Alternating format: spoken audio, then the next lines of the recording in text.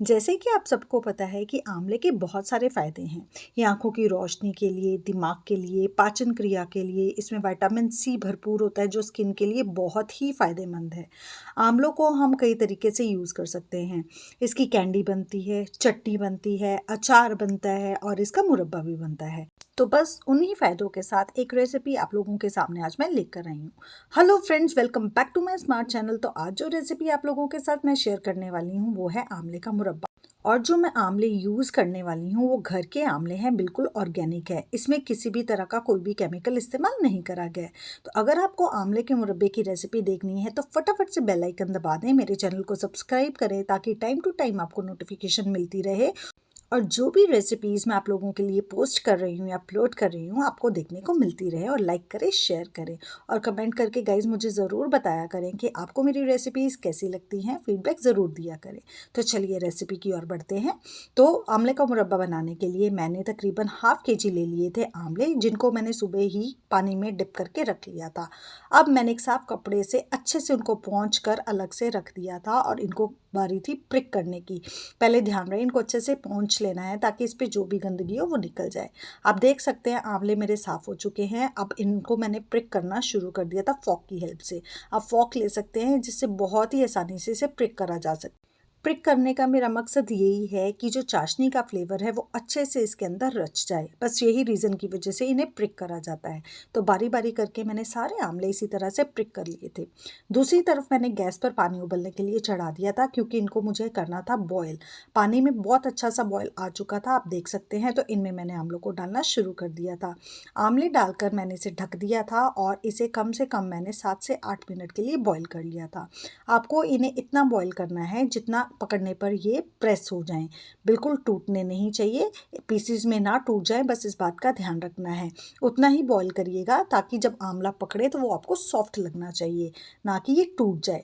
बस थोड़ी देर बाद जब मैंने चेक करा तो ये देखिए इनमें क्रैक्स आ चुके थे, लेकिन ये टूटने वाले नहीं थे, बस ये सॉफ्ट हो चुके थे। तो इतने ही आंवले आपको करने हैं बॉईल। अब मैंने पानी से निकाल कर इनको एक साफ बर्तन में डाल लिया था और ठंडे होने के लिए रख दिया था। जैसे ही मैंने इसे प्रेस करा तो ये काफ़ी सॉफ्ट भी हो चुके थे, जितने मुरब्बे के लिए हमें चाहिए। आप देख सकते हैं प्रेस भी कर रही हूँ तो ये अलग नहीं हो रहे थे। तो बस ये ठंडे हो गए थे। अब मैंने क्या करा, मैंने ले लिया था धागे वाली मिश्री को। आज ना मैं चीनी का इस्तेमाल करूँगी, ना ही मैं गुड़ का इस्तेमाल करूँगी, ना ही इसमें कोई फिटकरी का इस्तेमाल होगा। आज जिसमें मैं मुरब्बा बनाने वाली हूँ वो है धागे वाली मिश्री। आपको पता है धागे वाली मिश्री जो होती है वो बहुत ही फ़ायदेमंद होती है। ये कम बिल्कुल भी रिफाइंड नहीं होती है। जो छोटी वाली मिश्री होती है वो रिफाइंड ज़्यादा होती है, इसीलिए इसके बहुत सारे फ़ायदे हैं। इसीलिए आज मैं धागे वाली मिश्री का ही इस्तेमाल कर रही हूँ। ये आपको किसी भी शॉप से, राशन की शॉप से या किसी भी पंसारी की शॉप से इजीली मिल जाएगी। अब मैंने पहले इसे छोटे छोटे टुकड़ों में तोड़ लिया था, क्रश कर लिया था और बारी थी ग्राइंड करने की। क्योंकि ये साइज़ में काफ़ी बड़ी होती है तो जार को बचाने के लिए, सेव करने के लिए पहले आप छोटे छोटे टुकड़ों में इसे तोड़ लें, क्रश कर लें और फिर इसका पाउडर बना लें। देखिए मैंने ग्राइंड करके बहुत फाइन इसका पाउडर बना लिया है, आपको देखने से ही पता चल रहा है। तो पहले मैंने इसे हाथ से अच्छे से स्प्रेड कर दिया था और जो आंवले मैंने बॉईल करे हुए थे वो बारी बारी इसमें रखने मैंने शुरू कर दिए थे। अभी आंवले थोड़े से गर्म थे, बस मैंने इसमें बारी बारी करके सारे आंवले रख दिए। दूसरी तरफ मैंने फ्लेम ऑन करी और इस कढ़ाई को मैंने रख दिया था फ्लेम के ऊपर। रीज़न ये था क्योंकि अब हमें इन्हें इसी मिश्री की चाशनी में पकाना है। तो सारे आंवले रखने के बाद आपको फ्लेम ऑन कर देनी है, इस कढ़ाई को फ्लेम पे चढ़ा देना है और इस मिश्री को मेल्ट करने के लिए हमें ज़्यादा पानी की ज़रूरत नहीं है। हार्डली इसमें 2 से 3 टेबलस्पून पानी डलता है। कई बार ज़्यादा पानी भी डल सकता है, 4 से 5 चम्मच भी डल सकता है, कोई बड़ी बात नहीं है, लेकिन बहुत ज़्यादा पानी का इस्तेमाल नहीं करना है।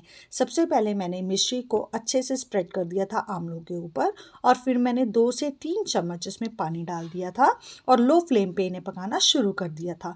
फ्लेम हाई आपको नहीं करनी है, लो फ्लेम पर ही ये मेल्ट होनी शुरू हो जाती है और जब ये प्रॉपर्ली मेल्ट हो जाएगी तब आपको इसे कवर कर देना है पकाने के लिए।